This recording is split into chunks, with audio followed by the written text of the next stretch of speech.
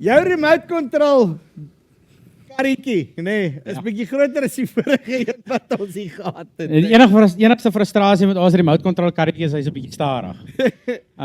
Maar verder kan ons nog 'n lekker speel met hom.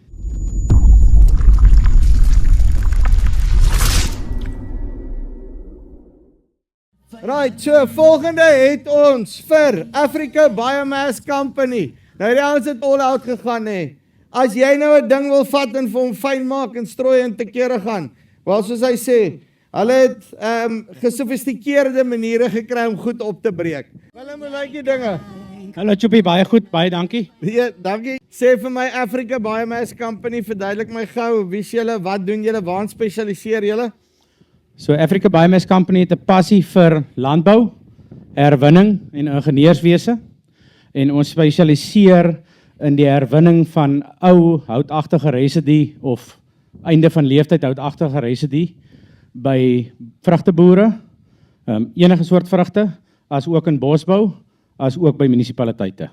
Choppie, so ek gaan hier agter jou begin by die kleintjie, ons gaan hom eers demonstreer. Yes.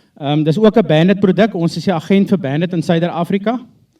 Een van die goed wat ons die trotsste is op hierdie masjien wat hier voor staan is, ons het 55% plaaslike inhoud. Ja. Die snymeganisme van die masjien self word in Amerika vervaardig.